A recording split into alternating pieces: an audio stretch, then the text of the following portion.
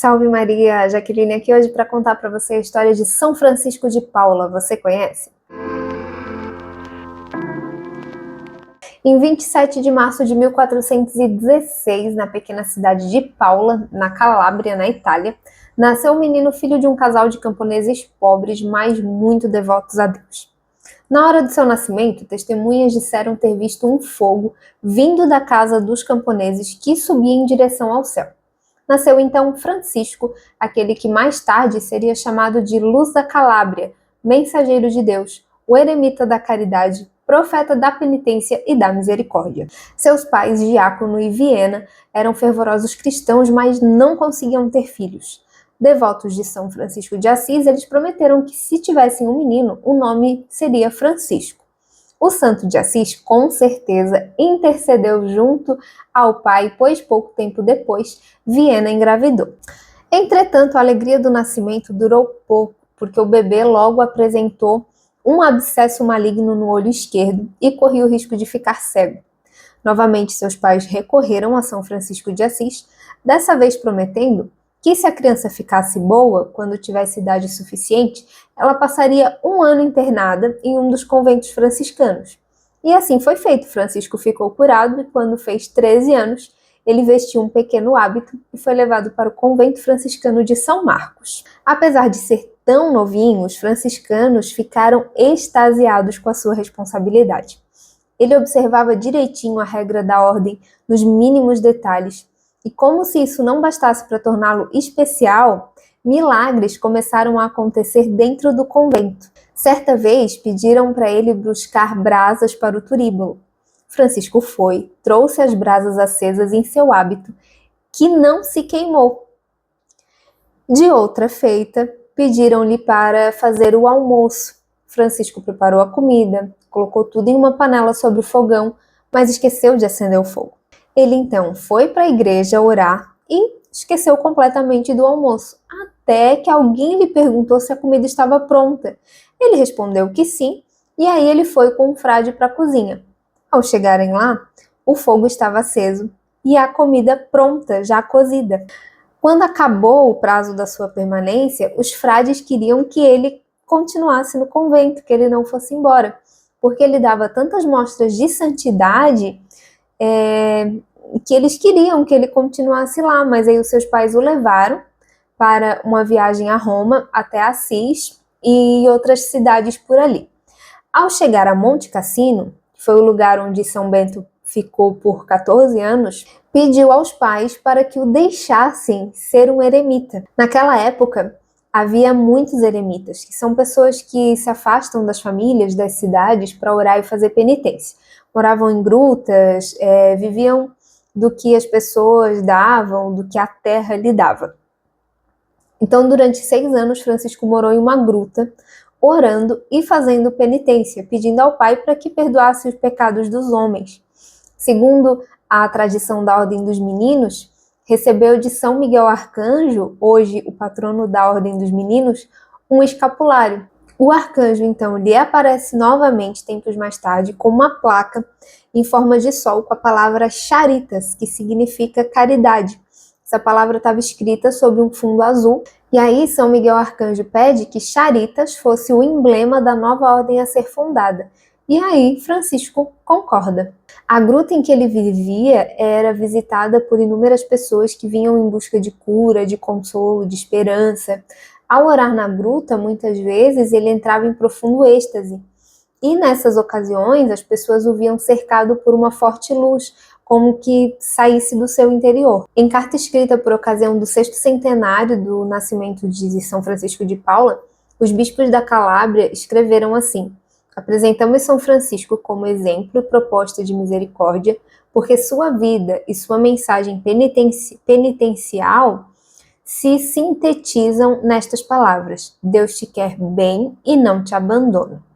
São João 23, ao proclamá-lo padroeiro da Calábria, o definiu como a luz da Calábria. Na verdade, a luz e o fogo sempre estiveram presentes na vida de São Francisco e marcaram a sua santidade já desde o seu nascimento, quando muitas pessoas viram aquele fogo sair da casa dele. Quando ele tinha 19 anos, ele teve a permissão do bispo para construir um mosteiro próximo a Paula. Tanto nessa construção como nas que se seguiram, haviam contínuos milagres presenciados por todos os habitantes dos lugares que corriam para ajudar na construção dos mosteiros. Então, em pouco tempo, toda a Calábria sabia dos seus milagres. As pedras e árvores tornavam-se leves para facilitar a locomoção das mesmas. Ele fez surgir uma fonte de água para levar água até o local da construção. Curava doentes, cegos começavam a enxergar e até mesmo ressuscitava mortos. Conta-se a história do seu sobrinho Nicolas, que desejava entrar para sua ordem, mas a mãe não deixava. Então o rapaz adoeceu e veio a falecer. Francisco levou o corpo à igreja do convento e passou a noite toda orando pela sua vida até que o rapaz ressuscitou.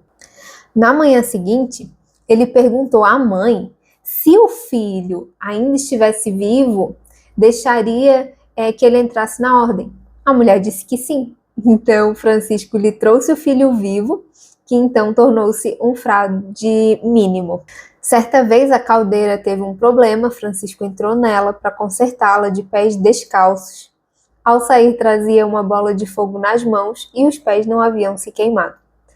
Deu isso como exemplo do que a verdadeira fé, a oração e a penitência podem fazer. Francisco deu o nome de Ordem dos Mínimos à ordem que ele fundou, porque Jesus sempre dizia que os últimos seriam os primeiros. Ele jejuava como se ele estivesse vivendo uma quaresma assim interminável, sempre se preocupava com os mais fracos. Hoje ele é também chamado de profeta da penitência e da misericórdia. Apesar de ser respeitado por todos, ele era amável, humilde, extremamente simples, tinha o dom da profecia e todas as suas profecias se cumpriam.